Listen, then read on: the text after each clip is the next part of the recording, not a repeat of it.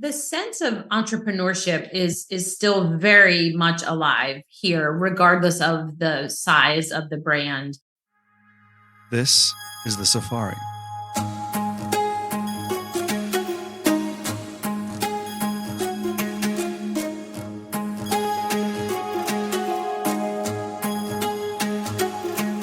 The Safari is a tour around the consumer, brand, and retailing industry. And we have the great privilege here at my company, Traub, to really be exposed to many of the great minds of the industry who are forming and shaping the future of many different parts of the consumer brand and retail world. And I felt it was quite interesting for us to be able to not only learn from all of those people as we do every day, but memorialize it into a podcast, which could then be shared with many of our friends and clients and you, obviously, the listener.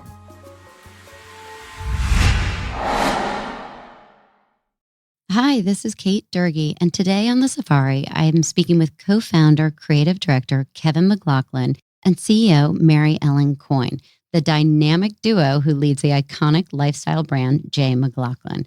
We talk about infusing joy into everything they do, the importance of celebrating local communities, and staying fresh but familiar for their loyal customers while they continue to grow.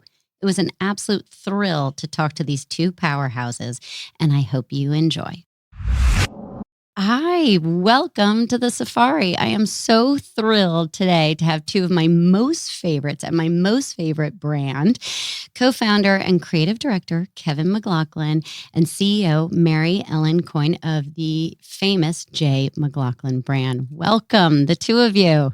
Thank you, Kate. We're thrilled to be here. Oh, I'm so thrilled to have you both. And I have to say, I think this is my first podcast conversation with two. And I'm so honored to have the two powerhouses in front of me. So let's get going here. I want to say just a quick note because Kevin McLaughlin has been a very dear friend for a very long time. And this goes back to the days of our sons being toddlers together and has been an incredible ride over the last 20 years to watch not only our sons grow up, but the evolution of the J. McLaughlin brand. And I feel like I've seen it over the 20 years, but really it's been 46 years, which is unbelievable. So Kevin, I want to start at the beginning because what you have created in 46 years since 1977 on the Upper East Side of Manhattan is remarkable. So, with that, can you start from the beginning? Upper East Side, New York City. Yeah, I was working in a men's clothing shop down on Wall Street, and then switched jobs to one on the Upper East Side, a store that's no longer in business, but it was a prep shop, and it was a new world to me. I didn't realize quite the affluence and the demand. And my brother Jay and I had another business going on at the same time. We were renovating brownstones in Brooklyn, and it was really at the advent of that whole renaissance, that urban renaissance that happened in Brooklyn, and we happened to be there, and we're doing rather well, just buy a house, fix it up a little bit and sell it. And we were doing it ourselves. I was still working part-time in this store. And I said to Jay, after a few months working on the Upper East Side, I said, we got to try this. We got to give this a go. And, I would attribute it to the arrogance or the ignorance of youth that we thought we could do it. And so we gave it a try, and the chips fell in place. We found a spot. We actually built that first store ourselves, just he and I and one other fellow. And the timing was right. It was Annie Hall was the movie of the year, etc. The mood was very much in our favor.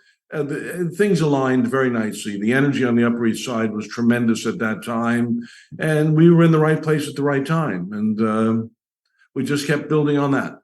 It's incredible. And so, Kevin, just to confirm, you started with menswear, and what did that look like? And for how many years did you stay in that sort of that market, that space? Well, we did have a smattering of women's to start, but my background was men's, so that was where the emphasis was. But it was pretty. We were quick to realize that the appetite was greater on the women's side. They bought more frequently. They were less sensitive to price.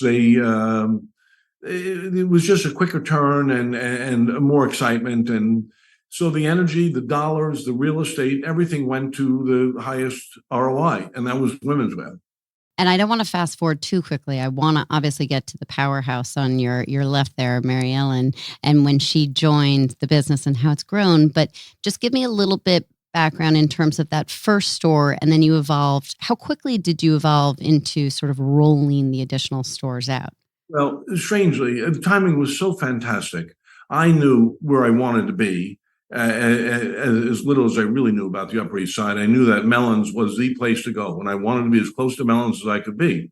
So we found a shop, and that's a whole nother story, which I won't go into now, but it was 2 doors away. It now is Mezzaluna, which was a restaurant that I also started originally, but with a partner there. But we were very, very busy right from the day one. We stayed open until 10 o'clock at night.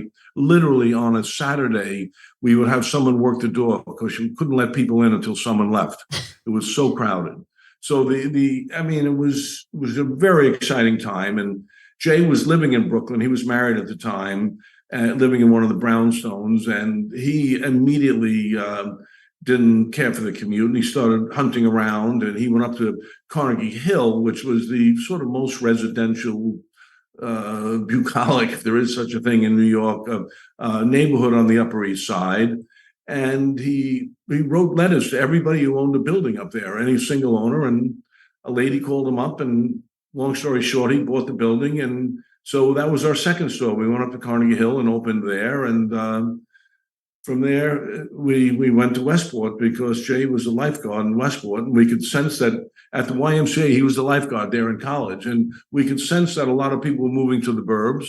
So that was third, and it just kept going. It was intuition, is really what drives so many of the decisions and the whole process. But one foot in front of the other.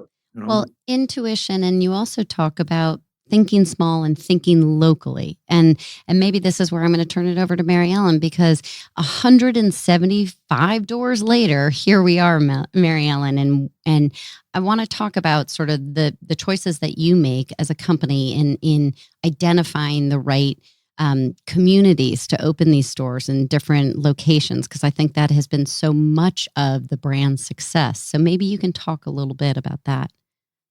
Absolutely. So, as you know, Kate, and you just said, so much of this brand it all begins with intuition, right? So, and it begins, honestly, our real estate strategy begins with a very informal conversations we've had lately, articles we've read recently, just a sense of what's happening and where people are gravitating toward.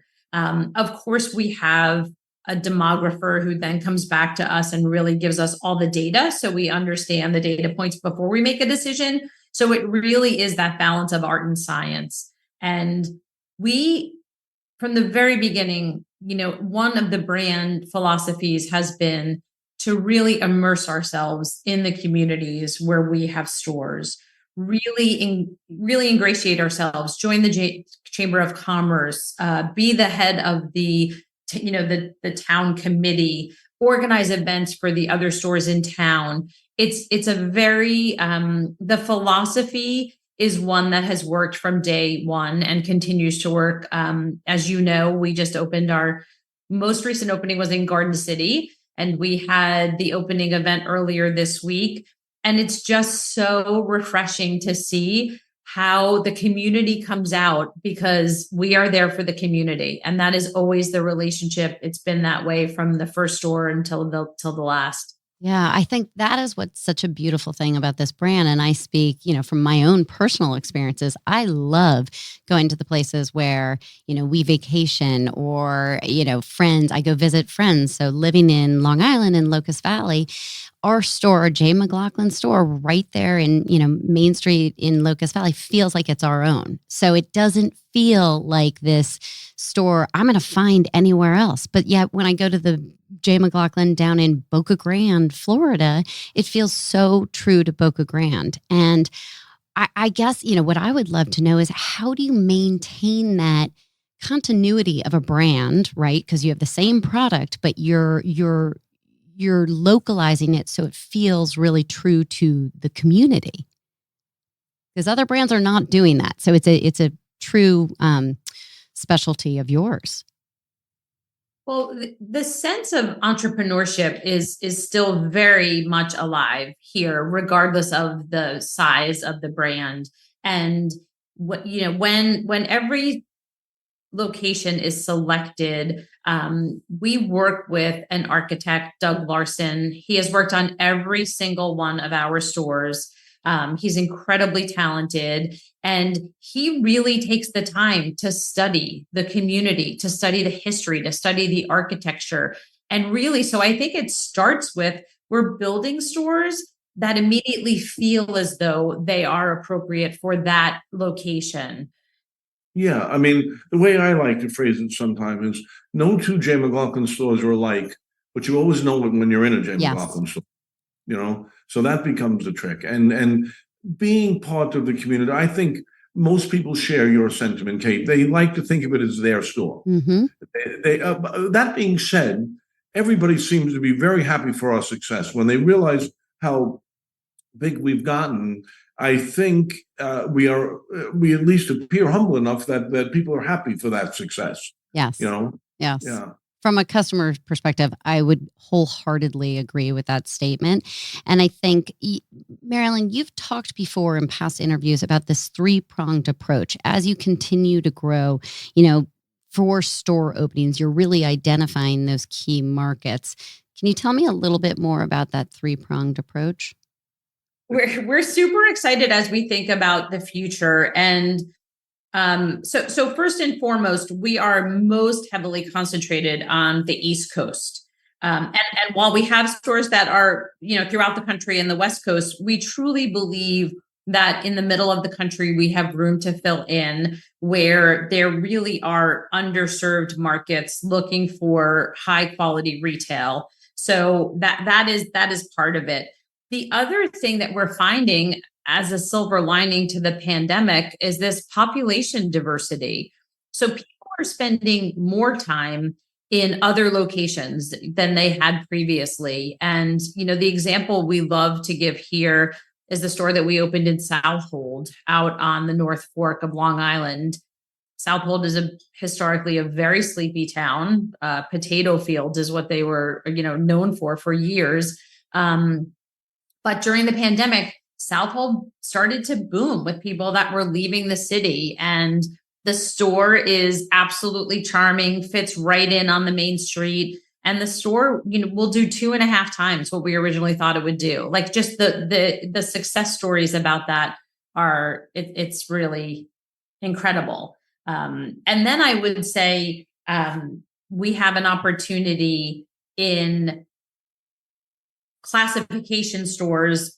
We've just opened our first store, men's only store in Palm Beach, which we're very excited about because, as you know, and you sort of alluded to it at the beginning, men's was very important to the launch of this brand. And over time, as women's became more and more successful, we pulled back ourselves on giving men's real estate, on giving men's resources, on giving men's inventory. So we're really leaning in to men's.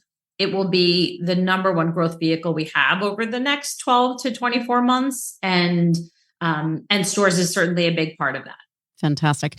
Okay. So we've talked about your freestanding stores and your growth and your continued expansion. But let's talk about e-com because you have a big e-com business as well. So what's your percentage currently for freestanding and then your e-com business, direct to consumer?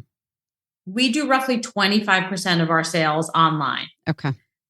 And we're very excited. We just replatformed. We are now on Shopify Plus. So the user experience just being that much simpler, faster. We're thrilled with the capabilities that will add to the ones that we already had. E-commerce is a growing business for us exponentially. As in the terms of growth rate, it's growing faster than stores. But importantly, we believe that e-commerce will always be the smaller part of the business. The stores are the magic at J. McLaughlin. Our teams are incredible. Our environments are incredible. People love to come in and really spend time in the stores with the associates. So as we've invested in the re-platform, we believe 25 could go up to 30, slightly over 30, particularly with men's in the mix, because men's is historically a stronger e-commerce line. But we love that the vast majority of our business is today and will be done in the future in our stores. And again, going back to what you talked about earlier, is the way that you activate the stores on such a local level really does engage the consumer and probably wants them to come back, because I know you've talked about in the past, your loyal customer is a repeat customer. So, he comes back time and time again. And listen, I speak from, again, my personal experience. My husband, they rarely wear another shirt other than J. McLaughlin. It's like they have found that shirt and they just keep coming back. And it's the same thing with the sweaters, the pants. But I think what you do in terms of engaging your local communities is so important. And I know you give back in a big way. And it is a big challenge bringing it back to the e-commerce business, how to duplicate that in-store experience, Yes. or at least get a part of that energy and that ambiance that we're able to create in the shop online. It is constantly a challenge, and we constantly look for ways to personalize things to make that online customer also feel special. I think that's so important, Kevin. And I think about your own personal collections that you have and how you infuse those in the stores, and having that same feeling online is interesting. And I just want to note to our listeners, because Kevin is jack of all trades, many trades, and he is also a collector. So hearing his stories over the years of the rattan collections that he has and selecting certain items to fit into the different stores, it's amazing what you've done. What would you say is one of your favorite collections, and how do you choose which store to put those items into? Well, there'll be a particular painter that I like, or a certain style. I happen to be very fond of and doing a lot of searching for Florida art that was over the years, spending more time there, or Caribbean art. As you know, Kate, Barbara loves lemons, so I've been looking at lemon paintings. Her new fixation seems to be parrots. I'm not exactly certain why, but she found a ceramic parrot in the garden of our house in Boca Grande, and she became fascinated with it and learned that it was a roof tile. So these things evolve based on. It's nice to be passionate about something that is of no consequence. Yes. We need a bit of that in life. We do. We definitely do. You infuse such joy, I would say. And I love using that word, but truly J. McLaughlin brings joy to people's lives. And I think your collections bring joy to the J. McLaughlin brand. And I love Barbara's lemons and now her parrots. But I want to ask you both, you have stayed so true to the J. McLaughlin classic style and the DNA, but how do you incorporate new trends appealing to a wider audience? So, okay, I would, it is a very interesting line. I use a phrase often that it is our responsibility to take a woman of a certain lifestyle, of a certain point of view, as close to fashion as she wants to go without ever taking her over the edge. She wants to feel modern. She wants to feel contemporary and appropriately dressed, but she doesn't want her clothing to scream. As I like to say, she doesn't want her clothing to arrive before she does. Her personality is more important, and it should be complementary. So I think Mary Ellen and I and Glennis, who's the merchant involved, have a constant self-imposed discipline among us to try and feel new and feel fresh, but still be very familiar. That phrase, fresh but familiar, is one that I often use too. It needs to be fresh enough that our customer will come in and buy it again because Yeah. she owns a lot of dresses in her closet now. Yet it has to be familiar enough. We cannot go too far over the edge. We can't take her to a place that she's uncomfortable in. Also, your opinion on this, Marianne, but it's a battle to get that right. Because sometimes if we go too far, it's not helpful. Yeah, I would say we sit in a very covetable position in the world of, of women's fashion, in that, number one, our core customer is incredibly loyal. We take a tremendous amount of their closet space, and they trust us. So that helps on several fronts. One is they love the core basics, and we know that that's a business that we can continue to grow, and there's incredible stability to that. But as Kevin and the team are thinking about new and interesting things that are happening in the world of fashion, because our customer trusts us, they're willing to take a chance. If we said we believe in it, and we, to Kevin's point, we don't do anything crazy, right? We're never ahead of the trend, but we're relevant, right? We nod to what's happening in the world. And in a way that our customer feels that they can carry it off, and they feel that it's appropriate because they trust that what we've put in the store previously is something that always worked for them. Yes. And that loyalty and that consistency is key. It is. For the And Kate, we've talked about this a little in the past, and I have to say, after 46, almost 47 years in business, this is a brand that has incredible metrics, and the business all comes from those relationships. Because people trust us, we have a very high retention rate. We have very high LTV. We run a full price business. People come in and they want to shop new collections. They don't want to wait for anything to be promotional.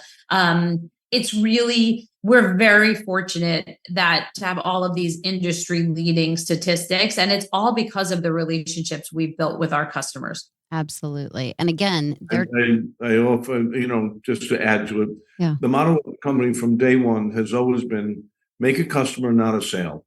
That has always been the philosophy. Make a customer, not a sale. Taking that long view is what has got us to where we are, honestly. Yeah. And I think, Kevin, I'm going to speak to what you have told me in the past. And I love this because the way that you connect with your customer goes back to this loyalty. And you once told me you learn a lot about someone when you look at their bumper sticker. And in terms of the stickers they have on their cars, right? Where do they go to school? How many kids do they have if they put those stickers with like the 2 adults and the 5 kids? But how it goes back to your intuition, and you're very intuitive, and you're very aware of your customer and your potential customer. So I think that from my perspective, again, has been so much of your growth strategy and also your success. Well, you tell a story, about when you came here and, what made this different from your other experiences in business. And I think it sums it up. To me, it always does. So when I was first approached, I had, my first reaction was, I know that brand, also from Locust Valley, Kate, where my dad shopped frequently. But I hadn't been in a store in years, and I thought, I don't think much about. I just don't think about them. It wasn't positive or negative. It was just I don't think about it.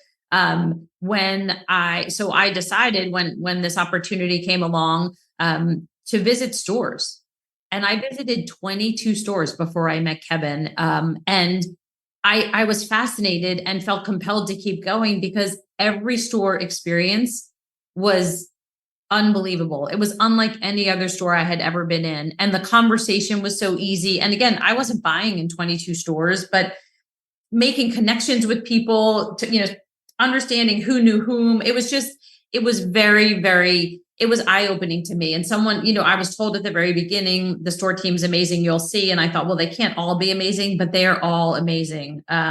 And, huge credit to Deirdre, who runs our store team for really, as we've expanded, maintaining that culture and having customer service be of the highest priority. We could tell you crazy stories about what our teams do for their clients in the best way, years of relationships. And so that was really that was really what drew me in. And I took the meeting with Kevin, and then of course immediately thought that this would be a perfect spot.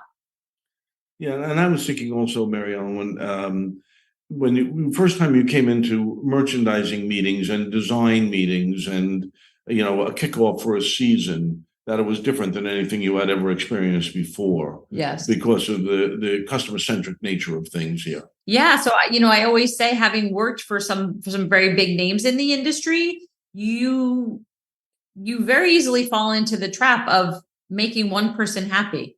And what we do here every day is we think about our customers, and we think about just how to make their life a little bit easier. If you can wake up in the morning and know that you have a dress, that one piece that you are going to throw on, grab your shoes, and feel confident that day, look great that day, like that's what we're here to do. We're here to make people happy. We're here to make them feel confident, which allows for us to have a very a very nice time. We love what we do here. Well, it shows. And you're right, Marilyn. You go into any door and you get that same experience and the follow-up. I mean, I've had experiences where I've got the salespeople texting me, something just came in, we'll send it to you. I mean, it really is the customer service, but it goes back to the culture. And Kevin, I have seen your headquarters and where you are in Greenport. Greenport? Yes. Greenpoint. Yeah, Greenpoint, where you have been since, what was the year that you moved out to Greenpoint? 25 years ago now, so we can do the math here. It's like 98 or something that we came here. Yeah. And you were one of the first. We're very trendy. Yeah, we're blind luck. Trust me, it was just good fortune. But it's a really nice place to work. Yes, it's incredible. Now, I think the two of you are so dynamic and such a strong duo together. But what are some of the most significant challenges you've faced together as business partners, and how have you overcome them? Well, I don't think it's particularly challenging, to be very honest with you, Kate. There's a mutual respect. So I think just permeates the conversation. So even on a difference of opinion, it's respectful, and we'll find our way to a conclusion, is my sense. Yes. And I would say Kevin and I have incredibly complementary skill sets. Right. And at the same time, I will say very much the same taste level. We are always voting the same way, which is a great place to be, and doing two very different things with it, but we're always on the same page. Yeah, it's a good fit. Yeah, and it's a good place to be. But I will ask, so whose decision was it to do the first ever brand refresh just recently? Well, that was a conversation that came. It's probably started with me complaining to Mary Ellen, and she got here that I was always disappointed in the brand recognition for all of the hard work at times, and I would tell her the stories of people when I would meet them at a party or something. So, oh yeah, I know that shop. You have one on the Upper East Side and like one in the Hamptons, and that would, and then eventually the conversation would turn to, well, how many do you have? And I said 165. And they go, what? And so I was constantly presenting Mary Ellen with that challenge, because frankly, the challenge has defeated me. Mm-hmm. I have not figured out how to get that message out. And so I was, dumping it on her, for lack of a better term, to try and help with this. And she was happy to tackle it and to, look into that. And I think that's what led to the refresh. Yes. And it's been a great refresh, but it also, Kevin, you talked about sort of it goes back in time, because while it's a refresh, it's staying true to your heritage and to your DNA. And it's given us, for me, its biggest value is in thinking more about the branding. I pretty much have my head down, worrying about product, worrying about some of the mechanics of running a business and the customer. But the branding, marketing aspect was something that I was not particularly attuned to. So it's helped change my perspective on things. Yeah. And in terms of future with the new branding, and this is really the logo and the digital presence. But Mary Ellen, talk to us about the future and sort of growth strategy for where you hope to go or where you are going. Yeah, we're so excited because we believe there is so much growth ahead of us. So, as we mentioned, men's will be a focus for us in the short term, and we believe that will be a significant business.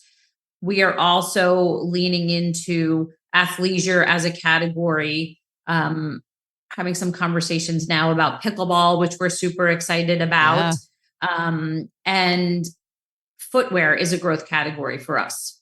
So our line has been incredibly well received, and we see tremendous growth there. In addition to that, we are doing trunk shows in the month of April in London and Lisbon, and we're very excited to test the waters there and see what some level of international presence looks like. And then on the long horizon, when we think 3 to 5 years out, we're very interested in looking into home as a business. Yeah, which makes sense. And I'm sure you have customers coming in because they feel like the J. McLaughlin stores are their home or an extension of their home, because certainly they're so comfortable. And yes. And again, Kate, the beauty of this brand with customers as loyal as we have, and as passionate about the brand as they are often the source of the next initiative, right? So it is our customers coming in, to your point, they've asked us before when they were trying on dresses, could we carry shoes that would go with the dress? And now very often, Kevin, I'm sure personally selects and buys all of the furniture. And very often people say, where can I get that? Can you tell me? Will you sell that piece to me? So it's great because it generally comes from our own clients in the stores asking for what's next. That really helps us build the business plan. And that's interesting, Mary Ellen. Do you also have your clients or customers coming in and saying, why aren't you in XYZ location? Or because they're travelers, right? So they're the same customer you have in Nantucket is going to, I don't know, Darien, or they're going down to Naples, Florida, and maybe they go out to Sun Valley where you also have a store. But yes, very, very often the starting point for a new location is a conversation with someone in a store or someone at a social event. And we're always asking our store teams and their clients. It's the best way to really to get some of these ideas for new locations. Yeah. And that again goes back to your success of just staying in lockstep with your customer and that loyalty that you have gained because of those conversations. Agreed. Again, covetable place to be. Yeah, it is. It is. Growth strategy, going back to in 2015, you were acquired by Brentwood Associates. What changed? But during this 9-year period, and I know you were at 100 doors, I think, at that time, and this is what propelled the growth to 175, if I'm correct. We were just under 100 when I joined. I joined in 2016, and since then the brand has just experienced tremendous growth. Doubling our sales, tripling our profits. Opening a lot of stores, replatforming every functional area. So we are really now ahead of the technology. Yep. And yeah, I would say, in a nutshell, Brentwood's biggest contribution was hiring Mary Ellen. Yes. Well, clearly with the growth and the success and where you are and the dynamic duo of the two of you, it has been a pleasure and an honor to watch the growth of this brand. And I know this brand just will continue to grow and turning up the volume. Kevin, to your point, is that I don't think I go anywhere now and people don't know the J. McLaughlin brand name. We're making progress. I agree. Yes. But for those of us who are lovers of the brand, I think we still feel it's sort of a well-kept secret because it still does feel like our brand. Well, I don't want to take too much more of your time, but I'm so grateful for the time that we've had here. Is there anything we haven't covered that you want to tell our listeners? Well, I would say to the listeners, presuming there are customers there, that we are grateful. Thank you. I mean, honestly, it's a pleasure, this business, and our customers make it that way. So for those listening, I say thank you very much. For those listening who are not customers, please come visit us. Right. We are the one thing we are absolutely sure of is you will have a great experience Yes. in our stores. Whether you buy something or not, you will enjoy it. So please come in. I will agree with that wholeheartedly. And as I said, this brand is all about joy. And for those who have not been in a Jamie McLaughlin store, you will be surprised because you will be driving around a corner in any local town and there you will see a store, which is a pleasure. And again, it's been great spending time with the two of you. I'm a huge fan and I'm really grateful to share your story with our listeners. So thank you. Thanks, Kate. Thanks so much, Appreciate Kate. We appreciate it. Of course. Great to see you. Great to see you as well.